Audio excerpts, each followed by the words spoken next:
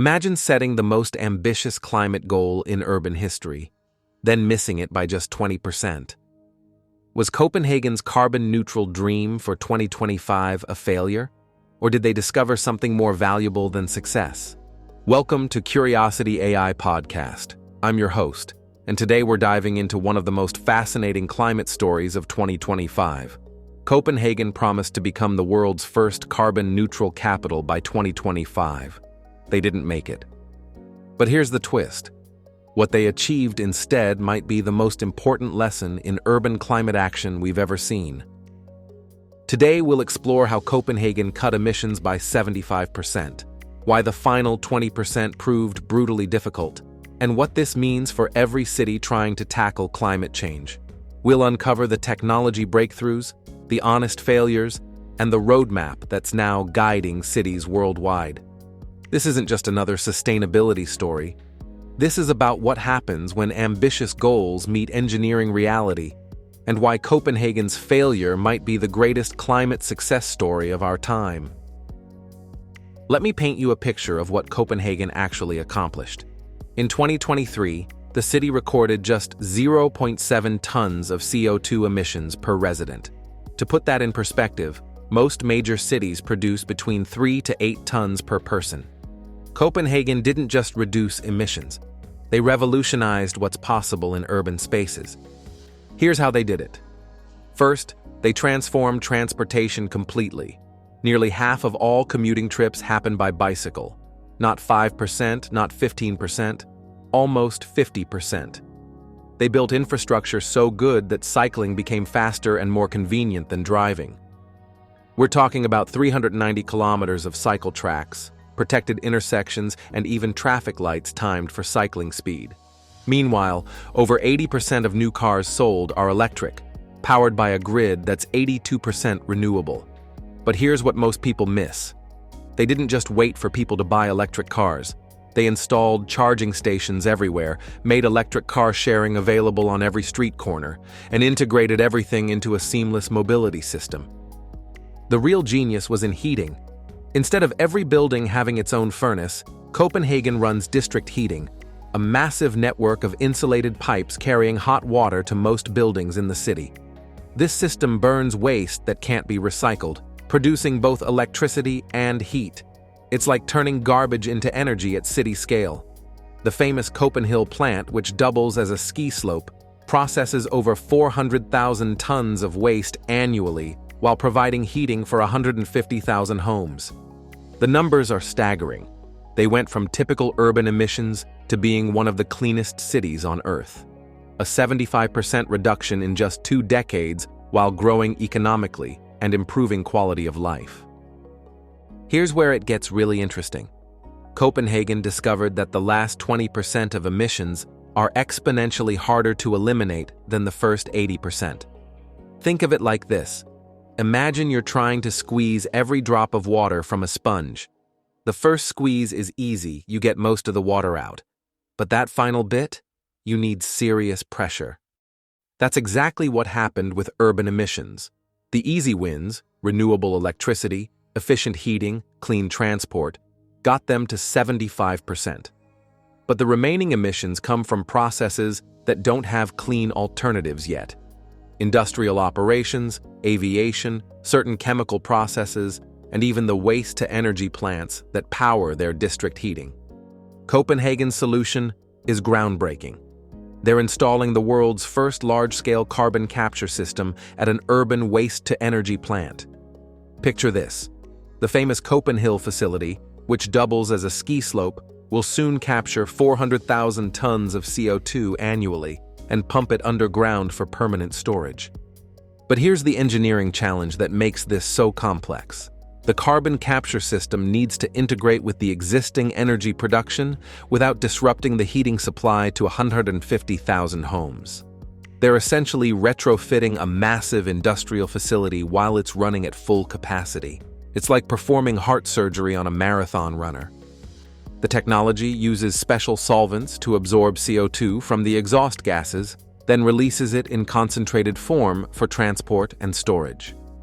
The energy required for this process is recovered by integrating waste heat back into the district heating network. This level of systems integration has never been attempted at urban scale. This isn't just impressive, it's revolutionary. If successful, every city with a waste-to-energy plant could replicate this technology. We're talking about a blueprint that could eliminate millions of tons of urban emissions worldwide. Let's zoom out and look at what this means globally. Copenhagen's approach is being studied by over 100 cities worldwide through the C40 Cities network. But there's a bigger game being played here. Denmark is positioning itself as the global leader in urban climate technology. The companies involved in Copenhagen's transformation, from wind energy to carbon capture, are now exporting these solutions internationally. This isn't just about saving the planet. It's about economic dominance in the fastest-growing sector of the global economy. Take the port transformation as an example. Copenhagen just became the first major European port to offer shore power for cruise ships. Instead of burning diesel while docked, ships plug into the clean electricity grid. This technology is now being rapidly adopted across Northern Europe, with Danish companies leading the installations. The investment numbers tell the story. Copenhagen allocates 600 million Danish kroner annually to climate action, about 1.5% of the city's entire budget. That's among the highest percentages globally. But here's the kicker. They're generating positive economic returns. Green jobs, reduced healthcare costs from cleaner air, decreased infrastructure damage from extreme weather. The aviation sector provides another fascinating case study. Copenhagen Airport is pioneering sustainable aviation fuel testing, achieving 30% reduction in ultrafine particles with just 34% sustainable fuel blend. The European Union just approved Danish state aid for domestic routes using 40% sustainable aviation fuel, creating a regulatory framework other countries are watching closely. Meanwhile, other cities are watching nervously. If Copenhagen cracks the code on the final 20% of emissions, they'll have a massive first-mover advantage in climate technologies. Cities like Singapore are developing rain-to-electricity systems, while France explores osmotic power from mixing salt water and fresh water. It's becoming a global race for urban sustainability leadership. So what does this mean for you, regardless of where you live? Copenhagen's experience reveals three crucial insights that apply everywhere. First, the infrastructure approach works. When you make the sustainable choice the easy choice, people adopt it massively. Copenhagen didn't convince people to bike more. They made biking faster and more convenient than driving. They installed bike counters that show daily usage, heated bike paths for winter riding, and even dedicated traffic lights for cyclists. The lesson? Policymakers should focus on infrastructure, not just awareness campaigns. Second, district energy systems are game changers for any city with cold winters. Instead of millions of individual heating systems, one efficient network serves everyone. The economics are compelling. Copenhagen's district heating is both cheaper and cleaner than individual systems. Cities from Stockholm to Boston are now implementing similar systems, while innovative approaches are emerging globally. Third, and this is huge, the honest timeline approach. Copenhagen could have claimed success through creative accounting or carbon offset purchases. Instead, they admitted the timeline needed adjustment and explained exactly why. This transparency is building more trust and better policies globally. Other cities are now adopting this evidence-based approach rather than making unrealistic promises. The circular economy aspect is particularly fascinating. Copenhagen catalogs 40 examples of urban symbiosis, where one company's waste becomes another's input. Construction materials get reused, organic waste becomes biogas, and heat from data centers warms buildings. This creates both environmental and economic benefits at city scale. For investors, this creates clear opportunities. Carbon capture technology, district heating systems, and urban mobility solutions are all experiencing massive growth, driven by cities trying to replicate Copenhagen's success. The clean tech sector in Greater Copenhagen alone employs thousands and attracts billions in investment. Here's where the story gets even more exciting. Copenhagen isn't stopping at carbon neutral. Their new Climate Plan 2035 aims for climate positive, actually removing more CO2 from the atmosphere than they produce. The timeline for carbon neutrality has shifted to 2026-2028, contingent on the carbon capture system becoming fully operational. But this delay might be the best thing that could have happened. It's forcing a more comprehensive approach that addresses not just local emissions, but the carbon footprint of everything consumed in the city. Other cities are already implementing Copenhagen-inspired projects. Shore power systems for ships are spreading across Northern Europe. Carbon capture at waste plants is being tested in multiple countries. The cycling infrastructure model is being adapted from Paris to Portland. The technology pipeline is remarkable. Advanced heat pumps for district heating, AI-optimized traffic systems, and even more efficient carbon capture methods are all in development. By 2030, the tools for urban carbon neutrality will be mature, tested, and economically viable. Most importantly, Copenhagen has proven that rapid urban decarbonization doesn't require sacrificing quality of life or economic growth. In fact, it can enhance both.